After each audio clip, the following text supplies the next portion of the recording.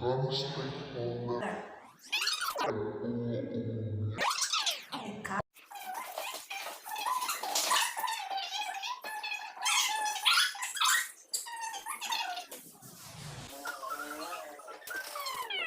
Clean corporate governance.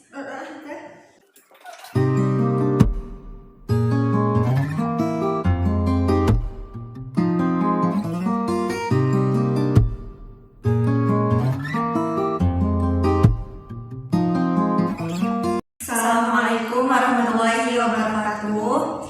Perkenalkan, kami dari kelompok 10 yang beranggotakan saya sendiri Luciana Pratiwi dan saya Pina Fitriani. Kami di sini akan memaparkan materi tentang meminimalisasi resiko melalui penerapan clean corporate governance. Langsung saja. Istilah governance lebih ditujukan untuk sistem pengendalian dan pengaturan perusahaan. Lebih jauh lagi ditujukan pada tindakan yang dilakukan eksekutif perusahaan agar tidak merugikan stakeholder. Clean corporate governance umumnya menyangkut orang, etika kerja, dan prinsip kerja yang baik. Corporate governance secara definitif merupakan sistem yang mengatur dan mengendalikan perusahaan yang menciptakan nilai tambah atau value added untuk semua stakeholder menurut Monks tahun 2003. Ada dua hal yang ditekankan dalam konsep ini. Yang pertama itu pentingnya hak pemegang saham untuk memperoleh informasi dengan benar dan tepat pada waktunya. Dan yang kedua, kewajiban perusahaan untuk melakukan pengungkapan secara akurat, tepat waktu, transparan terhadap semua informasi kinerja perusahaan, kepemilikan, dan stakeholder. Clean government merupakan pemerintah yang diprioritaskan untuk pembangunan agar lebih mengarah pada peningkatan kinerja, agar pemerintah mampu menciptakan dan meningkatkan kualitas pelayanan kepada masyarakat dan menekan tingkat penyalahgunaan wewenang di lingkungan aparatur pemerintah. Pemerintahan yang bersih selalu berpedoman pada Undang-Undang Dasar 1945 dan nilai-nilai Pancasila dan juga hukum yang berlaku di negara tersebut. Prinsip-prinsip clean corporate government. Penerapan prinsip-prinsip GCG merupakan nilai plus bagi perusahaan karena prinsip-prinsip tersebut akan mencerminkan kualitas perusahaan itu sendiri. Perusahaan yang menerapkan prinsip-prinsip clean corporate governance dengan baik menandakan perusahaan tersebut telah dikelola dengan baik pula. Prinsip tersebut diantaranya yang pertama, transparansi, fairness, accountability, responsibility, morality, commitment, dan yang terakhir independen. Selanjutnya, Tujuan umum dari perusahaan menerapkan CCG adalah untuk menciptakan tata kelola yang baik agar mendapat nilai tambah dan kepercayaan dari semua pihak yang berkepentingan, termasuk masyarakat.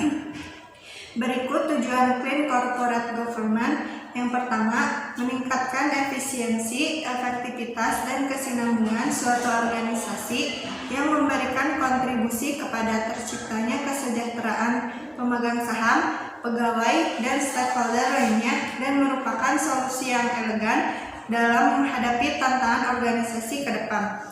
Yang kedua, meningkatkan legitimasi yang dikelola dengan terbuka, adil, dan dapat dipertanggungjawabkan. Yang ketiga, mengakui dan melindungi hak dan kewajiban stakeholders. Yang keempat, pendekatan yang terpadu berdasarkan kaidah-kaidah organisasi secara legitimat. Yang kelima, meminimalkan agensi cost dengan mengendalikan konflik kepentingan yang mungkin timbul antara pihak prinsipal dengan agen. Yang keenam, meminimalkan biaya modal dengan memberikan sinyal positif untuk para penyedia dana, meningkatkan nilai perusahaan yang dihasilkan dari biaya modal yang lebih rendah, meningkatkan kinerja keuangan dan persepsi yang lebih baik dari stakeholders atas kinerja perusahaan di masa depan. Selanjutnya, manajemen resiko pada clean corporate government.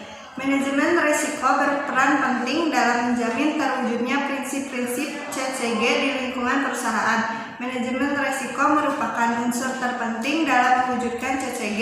Berikut adalah pendapat para ahli bahwa manajemen resiko mengidentifikasi dan mengelola risiko-risiko yang akan mempengaruhi pencapaian nilai yang diinginkan oleh perusahaan.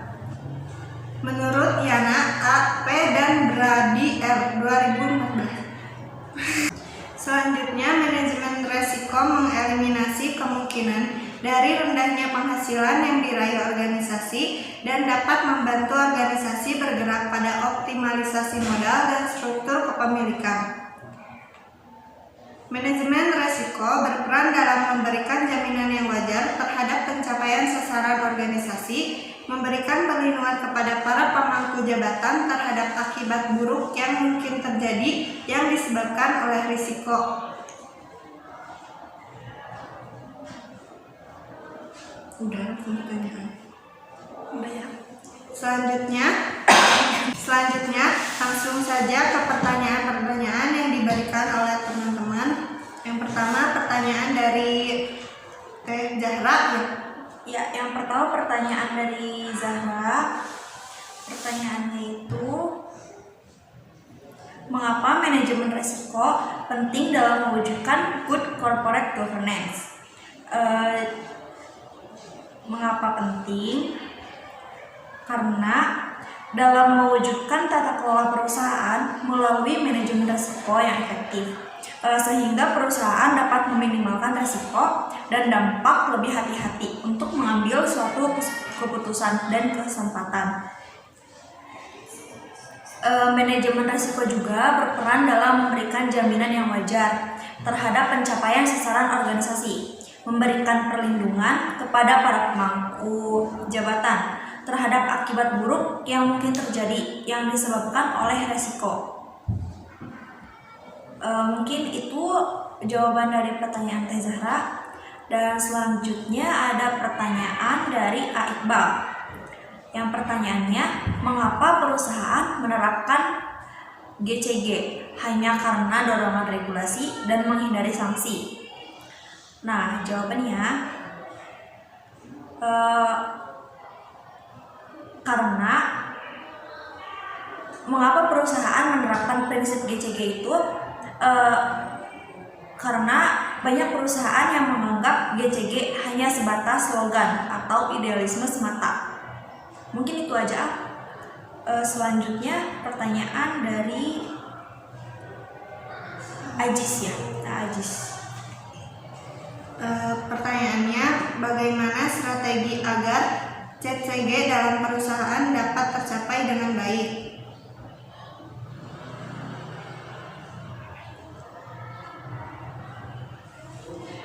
Agar penerapan CCG yang baik adalah perlu dilaksanakannya sistem perlindungan hak pemegang saham, kemudian visi, misi, dan rencana strategis yang jelas.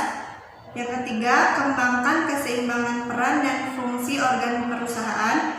Yang keempat, sistem akuntansi dan manajemen information system yang menjalin transparansi.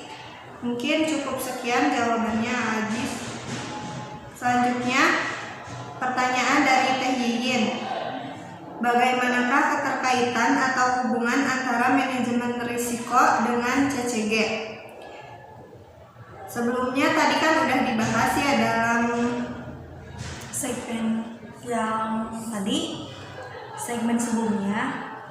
Dapat disimpulkan juga bahwa manajemen risiko merupakan unsur yang ikut menentukan keberhasilan penerapan CCG di dalam suatu perusahaan. Saat penerapan manajemen risiko membaik, perusahaan akan menambah kontrol risiko pada core competence dan competitive advantage.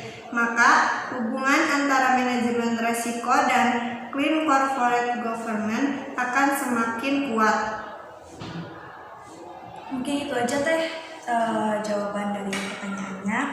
Dan mungkin cukup sekian pemaparan materi dari kelompok kami. Kurang dan lebihnya mohon maaf. Wassalamualaikum warahmatullahi wabarakatuh. Wassalamualaikum warahmatullahi wabarakatuh.